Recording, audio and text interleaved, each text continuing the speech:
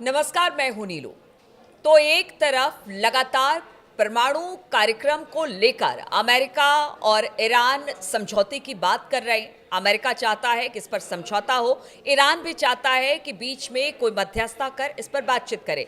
लेकिन इसी बीच एक बड़ी खबर आ गई है रूस को लेकर। रूस चाहता है परमाणु रिएक्टर लगाया जाए ईरान में। अब ऐसे में बातचीत का क्या होगा? मेरे साथ मयंक जुड़ गए हैं, आज इसी पर चर्चा होगी। मयंक, ये बड़ी खबर है। एक तरफ तो परमाणु कार्यक्रम पर समझौते की बात ईरान और अमेरिका कर रहा है, लेकिन दूसरी तरफ परमाणु रिएक्टर लगाना रूस की तरफ से, इसको कैसे देखें हम? देखिए, ये असल में अमेरिका और इजराइल के लिए बहुत बड़ा झटका माना जा रहा है। अभी तक जिस बात को लेकर एकदम युद्ध जैसी स्थिति खड़ी हुई है, न्यूक्लियर डील को लेकर कोई बात आगे बढ़ी ही नहीं है और युद्ध की स्थिति खड़ी हुई है। कभी भी ईरान और अमेरिका के बीच एक जबरदस्त युद्ध हो सकता है। और युद्ध की मूल वजह क्या है? वो है ईरान का परमाणु कार्यक्रम, जो अमेरिका रोकना चाहता है। इजराइल उसको रोकना चाहता है, यहाँ तक कि इसके लिए पूरे मिडिल ईस्ट को एक बड़े युद्ध में झोंकना के लिए अमेरिका तैयार खड़ा हुआ है।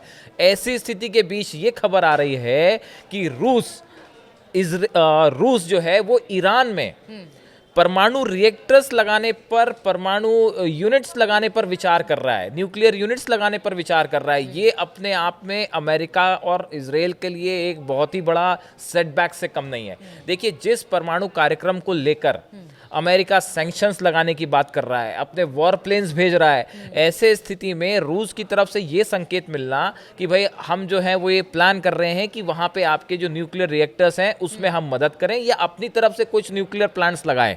ये अपने आप में एक ऐसी स्थिति है कि आपने सीधा जो है अमेरिका को चैलेंज कर दिया है रूस ने यहाँ पे। देखिए, इसके पीछे ये आज की बात नहीं है। ये जनवरी इस साल 2025 में जनवरी में जब ईरान और रूस के बीच एक बड़ा समझौता हुआ था, ये तब की बात है। अब ईरान के जो राष्ट्रपति हैं वो रूस के दौरे पे गए थे, पेजेश्कियान। वहाँ पे जनवरी में रूस और ईरान के बीच में एक बड़ा समझौता हुआ, जिसको ये कहा गया कि भाई ये 20 साल के लिए ये एक विजन अब हम आगे शेयर कर रहे हैं। और उस समझौते के बाद, देखिए, उस समझौते के बाद इसको एक रणनीतिक स्ट्रैटेजिक पार्टनरशिप की तरह लिया गया कि इस पूरे ओवरऑल दोनों की बायलैटरल जो रिलेशनशिप है ईरान और रूस का, उसको कहा गया कि ये एक स्ट्रैटेजिक पार्टनरशिप अगले 20 सालों का विजन हम तय कर रहे हैं। और इसमें जो है कई क्षेत्रों में आपस में सहयोग की जब बात हुई, उसमें से एक मुद्दा जो था वो परमाणु न्यूक्लियर प्रोग्राम को भी लेके था। अब देखिए, ये जो विदेश मंत्री हैं अब्बास अराक्ची, ये मैं जनवरी 2025 की बात कर रहा हूँ, उन्होंने इस मुलाकात के बाद उन्होंने जो है वो रूस के राष्ट्रपति व्लादिमीर पुतिन से उनकी मुलाकात हुई, ईरान के जो राष्ट्रपति हैं इनकी मुलाकात हुई। इसके बाद जो विदेश मंत्री का जो बयान आया, ये संधि जो समझौता हुआ, यह समझौता न केवल एक महत्वपूर्ण मोड़ है जो हमारे द्विपक्षीय संबंधों को मजबूत करता है, या केवल एक राजनीतिक समझौता नहीं है, ये भविष्य का रोड मैप है। तो ईरान और रूस के बीच जनवरी में ही ये तय हो चुका था कि अगले 20 साल के लिए हम किस स्ट्रैटेजी पे काम करेंगे। इसके बाद हुआ ये कि पेजेश्कियान जो है राष्ट्रपति ईरान के, इनके साथ जो है एक बायलैटरल टॉक के दौरान, उसके बाद जो प्रेस कॉन्फ्रेंस होती है उस में जो है पुतिन की तरफ से ये कहा गया कि उनका देश यानी रूस ईरान में नई परमाणु ऊर्जा यूनिट के निर्माण पर विचार कर रहा है। अच्छा। न्यूक्लियर एनर्जी की जो यूनिट्स हैं इसके निर्माण पर विचार कर रहा है, यानी रूस ईरान में न्यूक्लियर एनर्जी क्रिएट करने के लिए प्लांट्स लगाएगा। चाह रही हूँ, जिस तरह से आपने कहा कि जनवरी में ही ये सब सारी चीज़ें हो गई, एक प्रेस कॉन्फ्रेंस हुआ, उसमें रूस की तरफ से ये कह दिया गया, क्या उसी समय से अमेरिका के कान खड़े हो गए कि अगर रूस मदद करता है परमाणु कार्यक्रम में, तो फिर ये उसके लिए अच्छा नहीं होगा कि इजराइल के लिए ये अच्छा बढ़िया नहीं होगा? सवाल है आपका। ये बढ़िया सवाल है कि ट्रम्प आखिर इतने एग्रेसिव क्यों है सत्ता में आते साथ, क्यों ईरान के परमाणु कार्यक्रम को इतनी, मतलब हालांकि ट्रम्प का देखिए रुख पहले भी एग्रेसिव रहा है ईरान को लेकर, जब भी ट्रम्प सत्ता में रहे हैं तो ईरान के खिलाफ रहे हैं। हाँ, ये इस बात को लेके कोई कासिम सुलेमानी की जो हत्या थी उनको अभी जो है ट्रम्प एडमिनिस्ट्रेशन से उसको जोड़ के देखा जाता है, ऐसे कुछ एक्सपर्ट्स कहते हैं। अब उसके बाद देखिए स्थिति ये है कि पहले ट्रम्प ने जो ईरान के साथ परमाणु समझौता था, जो बराक ओबामा के समय हुआ था उसको कैंसिल कर दिया था।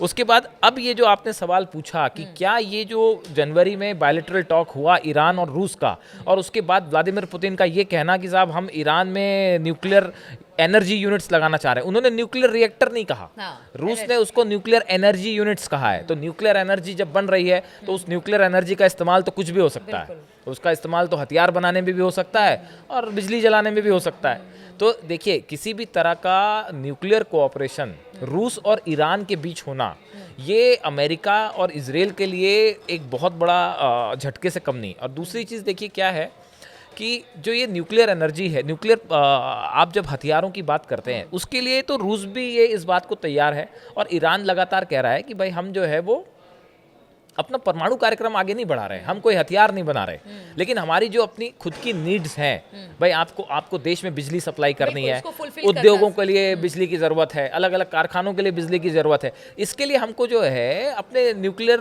पावर प्लांट्स की ज़रूरत है। तो हमारे उस कार्यक्रम को तो आगे बढ़ाना ही है हमें। लेकिन अगर आप ये धमकी देंगे साहब कि हम आपके ऊपर जो है हमले कर देंगे, आपके न्यूक्लियर पावर प्लांट्स पर अटैक कर देंगे, तो ऐसी स्थिति में फिर जो है हमको एक परमाणु डिटरेंट बनाना ज़रूरी हो जाता है, हमारे को एक हथियार बनाना ज़रूरी हो जाता है। कल को आपने इराक की तरह अगर हम पे हमला कर दिया तो फिर हम अपनी रक्षा करेंगे नहीं करेंगे। अब ऐसी स्थिति में देखिए रूस और ईरान के बीच में एक जो बड़ी गैस पाइपलाइन की भी चर्चा हो रही है जो अजरबैजान से होके बिछाई जाएगी, ये भी अपने आप में एक बहुत बड़ा मुद्दा है। तो देखिए ईरान और रूस के बीच जो स्ट्रैटेजिक पार्टनरशिप है, ये सिर्फ हथियारों के आदान प्रदान तक सीमित नहीं है, ये आर्थिक लेवल पे इस पूरे मिडिल ईस्ट में एक बहुत बड़ी भूमिका निभाती है। जो गैस सप्लाई होती है, गैस रूस के पास जो गैस है, जो एक्स्ट्रा गैस थी वो ईरान ने खरीदी, ईरान की तरफ से ऑयल जो है वो रूस को भेजा गया।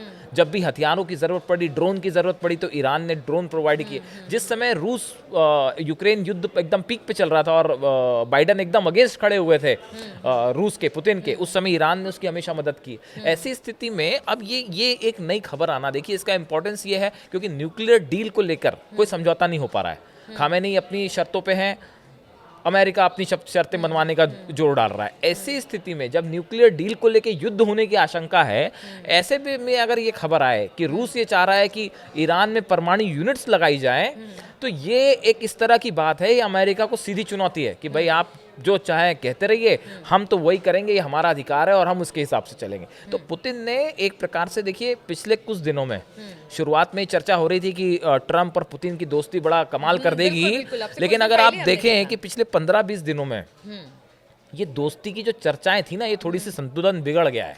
और अब जो है वो ईरान को लेकर रूस का जो एक खुला समर्थन जो है, जिसका हमने पिछले वीडियो में जिक्र किया, वो एकदम खुले तौर पे सामने आ गया। और ऐसे में ये न्यूक्लियर डील की किसी तरह न्यूक्लियर यूनिट्स ईरान में लगाने की बात करना, ये इस पूरे इलाके का एक साफ संदेश पुतिन की तरफ से दिया जा रहा है कि भाई पहला तो ईरान हमारा मित्र है, इस पे हमले की तो आप सोचिएगा भी मत, और अगर आप ये चाहते हैं कि अपनी कंडीशंस लगा के, शर्तें लगा के किसी तरह से रोक लोगे आप ईरान को, तो हम उसको सपोर्ट करने के लिए तैयार हैं। जिस न्यूक्लियर एनर्जी की आप बात कर रहे हैं, हम वहाँ पे ये यूनिट्स लगाने के लिए तैयार हैं। तो ये बड़ा संदेश पुतिन ने दिया। बिल्कुल, तो रूस न्यूक्लियर यूनिट लगाने की बात कह रहा है ईरान में। अब देखिए ईरान और रूस की ये दोस्ती क्या रंग लाती है और किस तरह से अमेरिका के लिए लगातार रूस और ईरान की दोस्ती चिंता का सबब बनी हुई है। इस पर लगातार हमारी नजर बनी रहेगी। आप बने रहिए हमारे साथ।